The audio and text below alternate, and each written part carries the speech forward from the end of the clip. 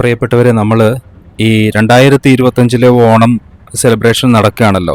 അതിൻ്റെ ഭാഗമായി തിരുവനന്തപുരത്ത് ആനയറ നമ്മുടെ ലുലു മാളിൻ്റെ തൊട്ടടുത്തായിട്ട് അവിടെ ഒരു വേൾഡ് മാർക്കറ്റ് എന്ന് പറയുന്നൊരു സ്ഥലമുണ്ട്. അവിടെയാണ് ഓണം അവേറ്റർ എന്ന എക്സ്പോ നടക്കുന്നത്. അവേറ്റർ ഓർ അവതാർ സിനിമയിലെ നമ്മൾ എല്ലാവരും മോഹിച്ചു പോയ ഒരു വനമുണ്ടല്ലോ, ഒരു ഫോറസ്റ്റ്, വലിയൊരു മരവും, ദ വേൾഡ് ഓഫ് പണ്ടോര എന്ന ഏറ്റവും ബ്യൂട്ടിഫുൾ ആയിട്ടുള്ള, വളരെയധികം ഇല്ലൂമിനേറ്റഡ് ആയിട്ടുള്ള, എല്ലാ പ്ലാന്റ്സും ഇല്ലൂമിനേറ്റഡ് ആണ്. അതിൻ്റെ പുനഃസൃഷ്ടിക്കായി ശ്രമിച്ചിരിക്കുകയാണ് ഇവിടെ. ഇതൊരു പ്രൊമോഷൻ വീഡിയോ അല്ല കേട്ടോ. നിങ്ങൾക്കിത് കാണുമ്പോൾ ഇഷ്ടപ്പെട്ടാൽ നിങ്ങൾക്ക് പോകാം. ഒരാൾക്ക് 100 രൂപ എന്ന കണക്കിനാണ് ടിക്കറ്റ്. ഇവിടെ മൊത്തം ചുറ്റി നടന്ന് നമുക്ക് കാണാൻ എല്ലാം കൂടി ഒരു 1/4 മണിക്കൂർ മതി, അത്രയ്ക്ക് വേണ്ടു. പിന്നെ അവിടെയുള്ള പലതരത്തിലുള്ള ഗെയിമുകളുണ്ട്, ജയൻറ്റ് വീലുണ്ട്, അതേപോലെ ബോട്ട് സ്വിംഗ് ഉണ്ട്, അങ്ങനെ പലതും ഉണ്ട്. അതിലൊക്കെ നമ്മൾ കയറുകയാണെങ്കിൽ മാത്രം കൂടുതൽ സമയം സ്പെൻഡ് ആവും. ഞാനിവിടെ വരുമ്പോൾ കാണുന്ന കാഴ്ച, വന്ന ഫാമിലീസൊക്കെ കൂടുതലും കുട്ടികളാണ് ഇതൊക്കെ കാണുമ്പോൾ അവർക്കൊരു കൗതുകം തോന്നുന്നത്. മുതിർന്നവരുടെ ആ ഒരു കാറ്റഗറിക്ക് ശരിക്കും പറഞ്ഞു കഴിഞ്ഞാൽ ഇതെല്ലാം അറിയുന്നതാണല്ലോ. ഒരുപക്ഷെ ലൈറ്റ് ഇട്ടിട്ടുണ്ടെന്നും മറ്റുമൊക്കെ. ഉദാഹരണത്തിന് ഇവിടെ ഒരു ദിനോസറിൻ്റെ ആ ഒരു കാലഘട്ടത്തെ അനുസ്മരിപ്പിക്കുന്ന ഒരു ജീവി ഉണ്ട്, അതിനെ സൃഷ്ടിച്ചിട്ടുണ്ട്. അതിനെ ആ കാലഘട്ടത്തിൻ്റെ തന്നെ അവതാറിൽ കണ്ടതുപോലുള്ള കുറച്ചധികം പ്ലാൻസ് ഒക്കെ ഉണ്ട് കേട്ടോ. ഒരുപക്ഷെ നിങ്ങൾക്കിത് ഇഷ്ടപ്പെടുമായിരിക്കും. ഈ കാണുന്ന ഒരു ആംബിയൻസിൽ നിന്ന് ഫോട്ടോ എടുക്കാം. ആ ഫോട്ടോ എടുക്കുന്നതിനും ഒക്കെ ധാരാളം സമയം ആൾക്കാർ ഇതിനുള്ളിൽ ചെലവഴിക്കുന്നുണ്ട്. അങ്ങിങ്ങായിട്ട് ഫാനുണ്ട്, അത്രയ്ക്ക് ചൂടൊന്നുമില്ല. പിന്നെ ഇതൊക്കെയാണ് ഇവിടെ കാണുന്ന കാഴ്ചകൾ. ഏകദേശം ഈ ഒരു സ്ഥലത്ത്, അതായത് ഈ പണ്ടോര എന്ന് പറയുന്ന ഈ ആർട്ട് വർക്ക് ചെയ്തിരിക്കുന്ന ഒരു ഏരിയയിൽ പെട്ടെന്നൊന്ന് കറങ്ങിപ്പോവാൻ നമുക്കൊരു 10 മിനിറ്റ് മതി കേട്ടോ. എന്തിനാണ് ഞാൻ ഈ ടൈം കൂടി പറയുന്നതെന്ന് പറഞ്ഞാൽ, നിങ്ങൾക്ക് എത്രത്തോളം അവിടെ കാഴ്ചകളുണ്ട് എന്ന് മനസ്സിലാക്കാൻ കഴിയും. അതുകൊണ്ടാണ്. ഒരുപക്ഷെ വളരെ വേഗത്തിൽ അറേഞ്ച് ചെയ്തു പോയ ഒരു എക്സ്പോ ആണോ എന്നെനിക്കൊരു ഡൗട്ടുണ്ട്. ചില സ്ഥലങ്ങളിലെങ്കിലും നമുക്ക് അവതാർ സിനിമയിലെ ഏതാനും ജീവികളെയൊക്കെ അവർ ഇതുപോലെ സൃഷ്ടിച്ചിരിക്കുന്നത് കാണാം. അവയുടെ മൗത്ത്, ഒന്നിൻ്റെ മൗത്ത് ഇതുപോലെ 2 ഉള്ളൂ എന്നാണ് എനിക്ക് തോന്നുന്നത്. പിന്നെ അവതാറിലെ ആ ക്യാരക്ടേഴ്സ്, ഇത് 2 പേരുണ്ട്. ഇതിൻ്റെ മൗത്ത് മാത്രമേ അനങ്ങുന്നുള്ളൂ.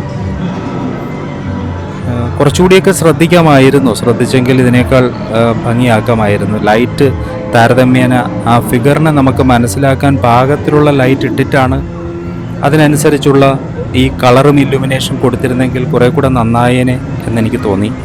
അത് എൻ്റെ മാത്രം അഭിപ്രായമാണ്.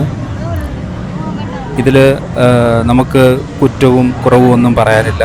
ജസ്റ്റ് കാണുക, നമുക്ക് പോവുക. നമ്മുടെ നാട്ടിൽ നടക്കുന്ന കാര്യങ്ങളെക്കുറിച്ച് ജസ്റ്റ് ഒന്ന് മനസ്സിലാക്കി വരിക എന്നതിലപ്പുറം മറ്റൊന്നും തന്നെ ഇല്ല. ഇതുവഴി പോവുക എന്ന് പറഞ്ഞു. ആ വഴി നമ്മൾ നടന്നുപോയി. ഒരുപക്ഷെ വളരെയധികം പ്രതീക്ഷയോടെ വരുന്നവർക്ക് നിരാശയായിരിക്കും ഫലം. ഒന്നും പ്രതീക്ഷിക്കാതെ വരുന്നവർക്ക് ഒരുപക്ഷെ എന്തെങ്കിലുമൊക്കെ മനസ്സിന് സന്തോഷമായി കിട്ടിയാലായി. അതുകൊണ്ട് ഞാൻ ആദ്യമേ പറഞ്ഞതുപോലെ, നമ്മളെ സംബന്ധിച്ച് ഇതൊരു ന്യൂട്രലായിട്ടുള്ള ഒരു അവതരണമാണ്. അതിൽ ഏറ്റവും ആകർഷകമായി തോന്നിയ സ്ഥലം അത് തന്നെയാണ്. പിന്നെ ഇങ്ങോട്ട് വരുമ്പോൾ കാണുന്ന കാഴ്ച കുറേ കൂടി ഇരുട്ടാണ്. അവിടെ ഇത്തരം അലങ്കാര മത്സ്യങ്ങളുടെ ഒരു ഏരിയ ഉണ്ട്. മീനുകളെ ഇഷ്ടപ്പെടുന്നവർക്ക് ഒരുപക്ഷെ ഈ മേഖലയിലൂടെ കടന്നു പോകുമ്പോൾ മനസ്സിന് വല്ലാത്ത ഒരു സന്തോഷം തോന്നിയെന്നിരിക്കും. ഇവിടെയും നമ്മൾ കാണുന്നത് വളരെ റെയറായിട്ടുള്ള അത്ഭുത മത്സ്യങ്ങളൊന്നും തന്നെയല്ല. സാധാരണ നമ്മുടെ നാട്ടിൽ അക്വേറിയങ്ങളിലൊക്കെ കാണാറുള്ളതുപോലെ മാത്രമേ ഉള്ളൂ. ഈ ഒരു അക്വേറിയത്തിൻ്റെ സ്ഥലത്ത് നിൽക്കുമ്പോൾ തന്നെ അപ്പോഴും നേരത്തെ പറഞ്ഞതുപോലുള്ള ഒരു അഭിപ്രായമാണ്. ഒരു ഫുൾ ഡാർക്ക്നെസ്സിലേക്കാണ്, ഫുൾ ഇരുട്ടിലേക്കാണ് നമ്മൾ കയറി ചെല്ലുന്നത്. അതുകൊണ്ട് തന്നെ പല സ്ഥലങ്ങളിലും ആ ജീവജാലങ്ങളുടെ ഒറിജിനൽ നിറം എന്ത് എന്ന് നമുക്ക് മനസ്സിലാക്കാൻ പ്രയാസമാണ്. കാരണം അതിൻ്റെ അകത്തേക്ക് കൊടുത്തിരിക്കുന്ന കടും നീല കളറോ കടും വയലറ്റിൻ്റെ നിറമോ ഒക്കെ കൊണ്ട് നമ്മുടെ ക്യാമറയുടെ സെൻസർ പോലും നേരാവണ്ണം വർക്കാകുന്നില്ല. അതാണ് സത്യം. അപ്പോൾ ഇതിനൊക്കെ എല്ലാറ്റിനും എല്ലാം ചെയ്തു എന്നതിലപ്പുറം ഒരു ആർട്ട് ഡയറക്ഷൻ്റെ മൊത്തത്തിലുള്ള ഒരു ഇടപെടൽ കൂടി ഉണ്ടായിരുന്നെങ്കിൽ നന്നായേനെന്ന് തോന്നുന്നു. ഇടനാഴികളൊക്കെ കുറ്റിരുട്ടാണ്. അത് കഴിഞ്ഞ് കുറച്ചുകൂടി അപ്പുറത്ത് ചെല്ലുമ്പോഴാണ് ഈ പെറ്റ്സിൻ്റേതായിട്ടുള്ള ഈ മീന് നമ്മളിപ്പോൾ കാണുന്ന കാഴ്ച കൂടി കണ്ടിട്ട് പിന്നെ ഇവിടെ നിൽക്കുമ്പോൾ തന്നെ ആ മറുവശത്തു നിന്നുള്ള ഭയങ്കരമായിട്ടൊരു ദുർഗന്ധം വരുന്നുണ്ട്. കൂടുതലും കോഴി ഇനത്തിൽപ്പെട്ട ജീവജാലങ്ങളുണ്ട്. എന്തൊക്കെയോ അതിന് പേരൊക്കെ ഇട്ടിട്ടുണ്ട്. പിന്നെ ഇപ്പുറത്ത് മനോഹരമായിട്ടുള്ള എനിക്ക് ഏറ്റവും ഇഷ്ടപ്പെട്ട 2 തത്തകളാണിത്. അവരെല്ലാം ഇതുപോലെ കുഞ്ഞു കുഞ്ഞു കൂട്ടിലാണ്. ഇവിടെയുമുണ്ട്. എനിക്ക് പൊതുവേ ഈ തത്തകളോട് ഭയങ്കര കൗതുകവും ഇഷ്ടവുമായിരുന്നു.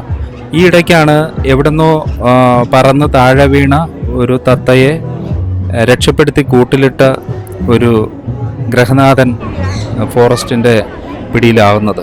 അപ്പോൾ തത്തയൊക്കെ വീട്ടിൽ വളർത്തുമ്പോൾ സൂക്ഷിക്കണം. ഈ സ്ഥലം എന്ന് പറയുന്നത് ഒരു സെൽഫി പോയിൻ്റാണ്. ഞാൻ ഇവിടേക്ക് വരുമ്പോൾ ഇതെന്ത് ജീവിയാണെന്നറിയില്ല, നല്ല ദുർഗന്ധമായിരുന്നു. ഞാൻ പെട്ടെന്ന് പുറത്തിറങ്ങി. പെറ്റ്സിൻ്റെ ആ ഏരിയ ഭീകരം. അവിടെ നിന്ന് പുറത്തിറങ്ങുമ്പോൾ പിന്നെ കാണുന്ന കാഴ്ചകൾ ഈ ധാരാളം ഫുഡ് ഐറ്റംസ്, അതുപോലെ ഫാൻസി ഐറ്റംസൊക്കെ വിൽക്കുന്ന സ്റ്റാളുകളാണ്. ഒരുപക്ഷെ ആൾക്കാരൊക്കെ കണ്ടുപോകുന്നതേ ഉള്ളൂ കേട്ടോ. ഇവിടെ ഈ മസാജറൊക്കെ വെച്ചിട്ടുണ്ട്. അവർക്കെല്ലാം വിളിച്ച് ഞങ്ങളിതൊക്കെ വിൽക്കാനുണ്ടെന്ന് പറയാൻ തന്നെ ഒരു മടി ആണ്. എന്തായാലും ഇവിടെ നമുക്ക് കാണാൻ പറ്റുന്നൊരു കാഴ്ച, ഓണവും നബിദിനവും ഒരുമിച്ച് വന്നത് കൊണ്ട് നല്ല തിരക്കാണ്. ഇതുപോലെയൊക്കെയുള്ള ഫെസ്റ്റും മറ്റു കാര്യങ്ങളും കാണാനായി ജനങ്ങൾ ഒഴുകിയെത്തുകയാണ്.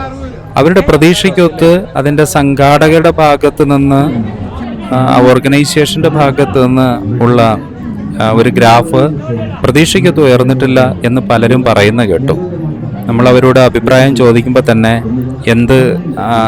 എന്ത് കുന്തമാണ് ഇതിനെക്കുറിച്ച് പറയേണ്ടതെന്നൊക്കെ ദേഷ്യത്തോടെ പറഞ്ഞു പോകുന്നവരെ കണ്ടായിരുന്നു. അതുകൊണ്ട് നമ്മൾ വീഡിയോയിൽ അത് ഉൾപ്പെടുത്തിയില്ല. പക്ഷേ ഞാൻ നേരത്തെ പറഞ്ഞതുപോലെ കൊച്ചു കുട്ടികൾക്ക് ഇപ്പോൾ തന്നെ ഇവിടെ ഇതിലുള്ള ഈ വാട്ടർ ബോട്ട്, അങ്ങനെയാണോ ഇതിന് പറയുന്നത്, കുട്ടികൾ തന്നെത്താനെ ചവിട്ടി പെഡസ്ട്രിയൽ രീതിയിൽ കറക്കി പോകുന്ന ബോട്ട്, അതുപോലെ ഈ ഭാഗത്തായിട്ട് കുഞ്ഞു കുഞ്ഞു ഗെയിമൊക്കെ ഉണ്ട്. അവർ ഗൺ തരും. ആ ഗണ്ണിൽ എന്തോ ബുള്ളറ്റ് വെച്ചിട്ട് ഒക്കെ ഷൂട്ട് ചെയ്തിട്ട് കഴിഞ്ഞാൽ എന്തോ കുഞ്ഞു കുഞ്ഞു സമ്മാനം കിട്ടും. അതുപോലെ തന്നെ ഇവിടെ ബൗൺസ് ചെയ്ത് ചാടുന്ന ഒരു ഗ്രൗണ്ടുണ്ട്. കൊച്ചുകുട്ടികളൊക്കെ അവിടെ ചാടി കളിക്കുന്നുണ്ട്. ഇതിനൊക്കെ പ്രത്യേകിച്ച് കാശ് കൊടുക്കണം. അതായത് 100 രൂപയ്ക്ക് നമുക്ക് ഇതിൻ്റെ അകത്തേക്ക് എൻട്രിയാണ്. പിന്നെ വരുന്നതിനെല്ലാം ഇതേപോലെ ഈ പവലിയനിൽ ആൾ നിൽപ്പുണ്ട്. അവർക്ക് കാശ് കൊടുത്തിട്ട് വേണം ഇതിലൊക്കെ കയറാൻ. അപ്പോൾ കഴിഞ്ഞ ഒരു ആഴ്ചയിൽ ഇതുപോലുള്ള ഈ കാണുന്നത് പോലുള്ള സ്വിങ്ങിൽ നിന്ന് താഴെ വീണ ഒരു അപകടം ഒക്കെ നമ്മൾ കേട്ടതാണ് അല്ലേ. അതുകൊണ്ട് എല്ലാവരും ഇതുപോലുള്ള സ്ഥലത്തേക്ക് വരുമ്പോൾ സേഫായിരിക്കുക. എന്തായാലും ഇവിടുത്തെ കാഴ്ചകൾ കണ്ടു നമ്മൾ പുറത്തേക്ക് ഇറങ്ങുകയാണ്. എന്നോട് ഇഷ്ടപ്പെട്ടോ എന്ന് ചോദിച്ചു കഴിഞ്ഞാൽ ഇറ്റ്സ് ഓക്കെ എന്ന് പറയും. Anyway thank you.